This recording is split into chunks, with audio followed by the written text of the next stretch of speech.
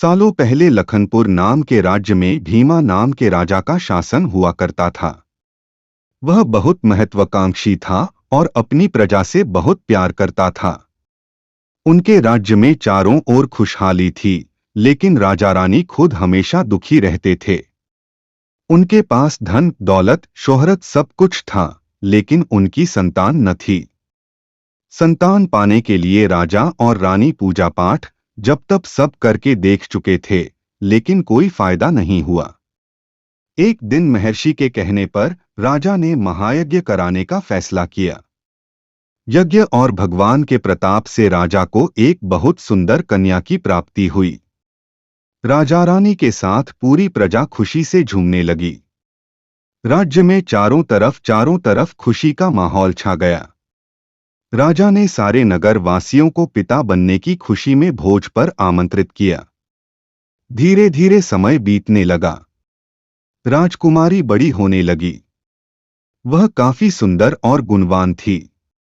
राजा रानी उसे देखकर ही खुश रहने लगे, लेकिन एक दिन उनकी खुशी को मानो जैसे नजर लग गई। राजकुमारी बीमार पड़ गई। बड़े बड़े वैद्य, नीम हकीम सब इलाज में जुटे, लेकिन कोई फायदा नहीं हुआ।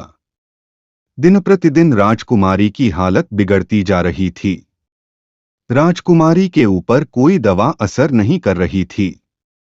राजा को लगने लगा कि एक बार वे फिर निसंतान हो जाएंगे। एक दिन दूर देश से एक वैद्य राजा के महल पहुंचा। देखने में वह अजीब सा था और उसने ठीक तरह से कपड़े भी नहीं पहने हुए थे, जिस वजह से सैनिकों ने उसे राजमहल में प्रवेश करने से रोक दिया।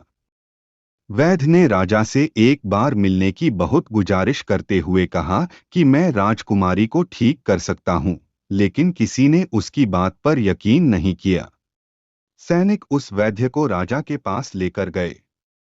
वैद्य ने सबसे पहले राजा को अपना परिचय दिया और कहा कि मैं आपकी बेटी को ठीक कर सकता हूं। राजा उसकी बात सुनकर प्रसन्न हुआ, लेकिन उसका रहन-सहन देखकर राजा ने भी उस पर यकीन नहीं किया। उधर राजकुमारी की तबीयत दिन प्रतिदिन खराब होती जा रही थी। इसलिए राजा किसी वैद्य पर यकीन नहीं कर पा रहे थे, लेकिन उस वैद्य का आत्मविश्वास देखकर राजा ने उसे एक मौका देने का फैसला किया। राजा ने वैद्य को बोला कि अगर राजकुमारी ठीक नहीं हुई तो अंजाम भुगतने के लिए तैयार रहना। इस पर वैद्य ने बोला, ठीक है, लेकिन अगर राजकुमारी ठीक हो गई तो मुझे क्या मिलेगा? राजा ने कहा, जो मांगोगे मिलेगा। वैद्य राजी हो गया। राजा खुद उस वैद्य को लेकर राजकुमारी के पास गया। राजकुमारी बिस्तर पर बेजान सी लेटी हुई थी। ऐसा लग रहा था जैसे किसी ने उसका सारा नूर निकाल लिया हो। चेहरा दर्द में डूबा पीला पड़ गया था।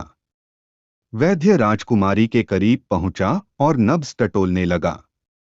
फिर उसने थैले से जड़ी बूटियों से तैयार दवा की पुड़िया निकाली और राजकुमारी के मुंह में डाल दी। वैद्य ने राजा और रानी से बोला कि आपकी बेटी जल्दी ठीक हो जाएगी।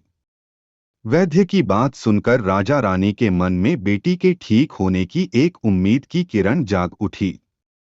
ऐसे ही इलाज करते हुए 2 महीने बीत गए। धीरे धीरे राजकुमारी की हालत में सुधार होने लगा। उसके चेहरे की चमक लौटने लगी। राजा रानी के चेहरे की खुशी भी झलकने लगी। एक दिन वैद्य ने राजा से कहा, महाराज, राजकुमारी अब ठीक हो गई हैं। ये 1 महीने की पुड़िया बनाकर दे रहा हूं। इसे समय पर राजकुमारी को देते रहना।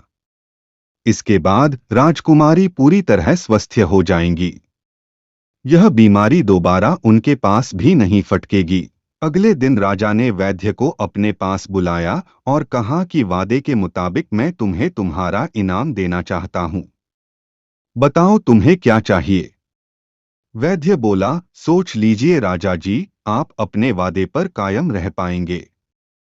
राजा ने बोला, तुमने मेरी बेटी को स्वस्थ किया है। बोलो क्या मांगते हो? वैद्य ने मुस्कुराते हुए कहा, आपका आधा राज्य और बेटी का हाथ। इतना सुनते ही राजा आग बबूला हो गया। उसने कड़कते हुए कहा, तुम होश में तो हो? अगर तुमने मेरी बेटी के प्राणों की रक्षा न की होती तो तुम अब तक यमलोक पहुंच गए होते। उसने सैनिकों को आदेश दिया कि इसे राज्य से बाहर निकाल दिया जाए। वैद्य कुटिलता से मुस्कुराते हुए वहां से चला गया। इस घटना के कुछ दिन ही बीते थे कि एक दिन फिर राजकुमारी की हालत बिगड़ गई। उसका शरीर नीला पड़ गया। आनन फानन में राजवैद्य को बुलाया गया। राजवैद्य ने बताया कि राजकुमारी को जहर दिया गया है। इसका तोड़ किसी के पास नहीं है। कुछ देर बाद राजकुमारी ने दम तोड़ दिया। पूरे राज्य में मातम छा गया। राजा रानी शोक में डूब गए। छानबीन में पता चला कि वैद्य ने राजकुमारी को 1 महीने खाने के लिए जो पुड़िया दी थी, उनमें से ही एक पुड़िया में जहर था। वैद्य को पहले ही शक था कि राजा उसकी बात नहीं मानेगा, इसलिए उसने एक पुड़िया में जहर भरकर रखा था। उसने सोचा कि अगर राजा शादी के लिए मान जाता है तो वह जहर वाली पुड़िया हटा देगा, लेकिन अगर नहीं माना तो इसकी सजा राजकुमारी को भुगतनी होगी। वैद्य की चाल कामयाब हो गई। कहानी से सीख, अगर किसी से कोई वादा किया है तो उसे पूरा जरूर करना चाहिए।